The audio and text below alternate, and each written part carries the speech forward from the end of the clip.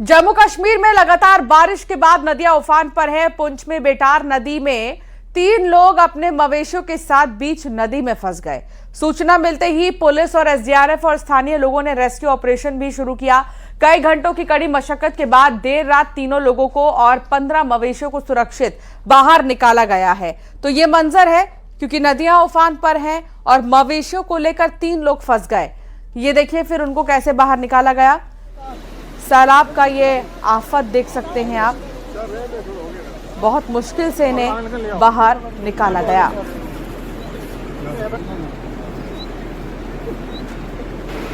अब आइए आपको जम्मू कश्मीर के शोपियां की भी तस्वीर दिखाते हैं। पुंछ की तो आपने देख ली है, सैलाब में कैसे फंस गए थे। यहाँ 3 लोग, उनको बाहर निकाला गया। अब आपको दिखाते हैं शोपियां की तस्वीर। जिले में बादल फटने के बाद अचानक से आई बाढ़ से तबाही का मंजर दिखने लगा है। दक्षिण कश्मीर के बदरहामा इलाके में बादल फटने से फ्लैश फ्लड में सड़कें बह गई हैं। बाढ़ का पानी और मलबा आने से इलाके में आवाजाही प्रभावित हुई है। सामने आई तस्वीरों में बाढ़ के असर से क्षतिग्रस्त सड़कें देखी जा सकती हैं। ये शोपियां की तस्वीर है। तो जम्मू कश्मीर के पुंछ के बाद शोपियां की तस्वीर। और अब आपको दिखाते हैं जोजिला। देश के कई राज्यों में अभी भी कुदरत का कहर जारी है। मैदानी इलाकों में भारी बारिश के बाद बाढ़ का मंजर, तो पहाड़ों में लैंडस्लाइड का खतरा है। ऐसी ही एक तस्वीर श्रीनगर लेह हाईवे पर जोजिला पास से है, सामने आई है, जहां भारी बारिश की वजह से लैंडस्लाइड हो गया है, जिसके बाद पूरा मलबा सड़क पर आ गिरा है। लैंडस्लाइड के चलते हाईवे पर यातायात प्रभावित हुआ है। ये जोजिला पास है और कहा जाता है कि जिसने भी इस पास को क्रॉस कर दिया सही सलामत, तो उसके लिए बहुत अच्छा दिन है, क्योंकि इस पास को क्रॉस करना बहुत मुश्किल होता है। कभी भी लैंडस्लाइड, कभी भी पत्थर गिरना, इस तरह की चीजें यहाँ पर होती रहती है इस मौसम में। जम्मू कश्मीर के पुंछ जिले में भारी बारिश के बाद जो बेतार नदी है वो अचानक से उसका जलस्तर बढ़ गया है और 4 लोग फंस गए। इसकी तस्वीर हम आपको दिखा रहे थे। सूचना मिलते ही जम्मू कश्मीर और एसडीआरएफ की टीम मौके पर पहुंची और रेस्क्यू चलाकर इन्हें बाहर निकाला गया। अब आपको राजौरी की तस्वीर दिखाते हैं। पुंछ के बाद राजौरी की तस्वीर देखिए। जम्मू कश्मीर के राजौरी जिले में लगातार हो रही बारिश, इसे बारिश नहीं भारी बारिश कहेंगे। ये राजौरी की तस्वीर है। बारिश के कारण कई इलाकों में बाढ़ जैसे हालात बन गए हैं। राजौरी के कोटरंका इलाके में नदियों और नालों का जलस्तर तेजी से बढ़ रहा है। इस स्थिति को देखते हुए प्रशासन ने नदी किनारे रहने वाले लोगों को सुरक्षित स्थानों पर जाने के निर्देश दे दिए हैं। तो राजौरी जिले में लगातार हो रही मूसलाधार बारिश ने लोगों की मुश्किलें बहुत ज्यादा बढ़ा दी हैं। पीर पंजाल क्षेत्र के थन्ना मंडी, दरहाल और आसपास के पहाड़ी इलाकों में नदियों और नालों का जलस्तर खतरनाक स्तर तक पहुंच चुका है। बेला कॉलोनी में बाढ़ का पानी घुसने से फ्लैश फ्लड का खतरा बढ़ गया है।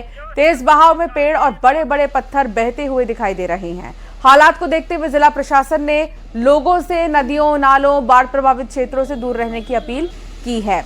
अब आइए आपको उत्तराखंड सीधे लिए चलते हैं। जम्मू कश्मीर के बाद अब आप देखिए उत्तराखंड की तस्वीर। ये उत्तरकाशी की देखिए, जहां गंगोत्री नेशनल हाईवे पर एक बार फिर खतरा बढ़ता हुआ दिखाई दे रहा है। जानकारी के मुताबिक हाईवे के करीब 70 मीटर हिस्से में गहरी दरारें पड़ गई हैं, जो लगातार बढ़ रही है। फिलहाल छोटी गाड़ियां किसी तरह से निकल रही हैं, लेकिन बड़ी गाड़ियों की ट्रैफिक रुक गई है। अगर धंसाव बढ़ा तो किसी भी समय हाईवे जो है वो बंद हो सकता है। अब एक बार फिर आइए आपको जम्मू कश्मीर के राजौरी की तस्वीर दिखाते हैं। ये जम्मू कश्मीर की तस्वीर आप देख रहे हैं, इसे देखिए। लगातार बारिश के बाद कई जगहों पर लैंडस्लाइड की घटनाएं हुई हैं, जिसकी वजह से कई जगह ट्रैफिक रुक गया है। इससे आम लोगों को भारी परेशानी का सामना करना पड़ रहा है। सड़कों के बंद होने का सबसे ज्यादा असर स्कूली और कॉलेज छात्रों के साथ स्थानीय लोगों पर पड़ रहा है। तो उत्तरकाशी, राजौरी, जोजिला पास। अब नर्मदा की तस्वीर देखिए। गुजरात के नर्मदा जिले से इंसानियत की एक मिसाल सामने आई है। भारी बारिश की वजह से उफनाई नदी के बीच एक गर्भवती महिला की मदद की गई है। गांव वालों ने महिला को झोली में लटकाकर अस्पताल पहुंचाया। समय पर इलाज मिलने से महिला की जान बच गई। ये मंजर इस वक्त गुजरात के नर्मदा की दिखा रहे हैं आपको। अब आइए आपको दिखाते हैं असम। असम की तस्वीर देखिए, बाढ़ और बारिश का कहर असम में तो जबरदस्त दिखाई दे रहा है। असम के शिवसागर जिले में दरिका नदी की बाढ़ का असर अभी भी कम नहीं हुआ है। 15 दिन बीत जाने के बाद भी कई इलाके अब भी पानी में डूब चुके हैं। जिन घरों से पानी निकल चुका है वहां घुटनों तक कीचड़ और गाद जमा हुआ है। असम में बाढ़ में अब तक शिवसागर और चराइदेव जिलों में 85 से ज्यादा लोगों की मौत हो चुकी है। और अब आपको मथुरा लिए चलते हैं। मथुरा में बारिश ने गर्मी से राहत जरूर दी, लेकिन लोगों के लिए एक नई मुसीबत भी खड़ी कर दी। थोड़ी ही देर की बारिश के बाद शहर के कई इलाकों में भारी जल भराव हो गया। जल भराव के कारण कई गाड़ियां बीच रास्ते में बंद हो गई हैं, जिससे यातायात बुरी तरह प्रभावित हुआ है। तो जब भी बारिश होती है तो एक चीज तो है कि सिस्टम की क्या तैयारी है ये पता चल जाता है। अब आप देखिए, बलरामपुर की तस्वीर आपको दिखा रहे हैं। छत्तीसगढ़ में लगातार हो रही मूसलाधार बारिश से जनजीवन प्रभावित हुआ। नदी नाले उफान पर आए और कई इलाकों में आवागमन मुश्किल हो गया है। बलरामपुर की राजपुर धौरपुर मार्ग पर बहने वाली गेऊर नदी का पानी पुल के ऊपर से बह रहा है, जिससे रास्ता पूरी तरह से प्रभावित है। इसके बावजूद कुछ लोग जान जोखिम में डालकर ये पुल पार कर रहे हैं।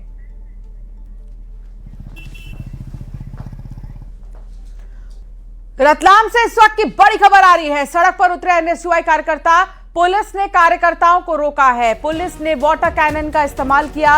मंत्री चैतन्य कश्यप के घर का घेराव करने जा रहे थे। 21 सूत्रीय मांगों को लेकर सड़क पर एनएसयूआई कार्यकर्ता उतरे हैं। पुलिस ने एनएसयूआई कार्यकर्ताओं को रोका है। रतलाम से ये तस्वीर आपको दिखा रहे हैं। सड़क पर जब एनएसयूआई कार्यकर्ता उतरे और पुलिस ने कार्यकर्ताओं को रोक दिया, वाटर कैनन का इस्तेमाल किया। दरअसल मंत्री चैतन्य कश्यप के घर का घेराव करने के लिए ये जा रहे थे। इनकी कुछ मांगे हैं, 21 सूत्रीय मांग है। एनएसयूआई कार्यकर्ता वही मांग लेकर जा रहे थे घेराव करने के लिए। पुलिस ने एनएसयूआई कार्यकर्ताओं को बीच में ही बैरिकेडिंग लगाकर रोक दिया है।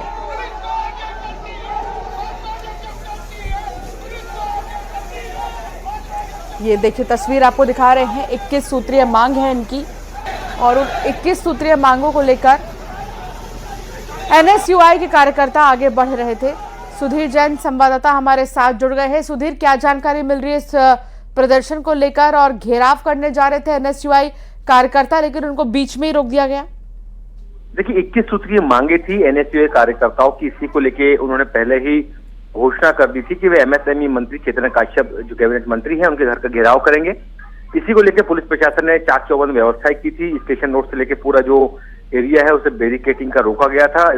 जब मंत्री के घर के सामने कार्यकर्ता पहुंचे थे, नारेबाजी कर रहे थे, हंगामे की स्थिति बनी, तो इन कार्यकर्ताओं को रोकने के लिए पुलिस को वाटर कैनन चलानी पड़ी। जिसके बाद आप खुद देख सकते हैं वीडियो में किस तरह से कार्यकर्ताओं को रोका गया है, समझाइश दी गई। और उसके बाद प्रशासन के जो आला अधिकारी है, एसडीएम है, उन्होंने यह एनएसयूआई कार्यकर्ताओं का ज्ञापन लेकर उनको रवाना किया है। तो हंगामे की स्थिति जरूर बनी थी, लेकिन पुलिस ने और प्रशासन ने सजगता दिखाते हुए इन कार्यकर्ताओं को रोक दिया है। जी, बहुत शुक्रिया जानकारी साझा करने के लिए सुधीर।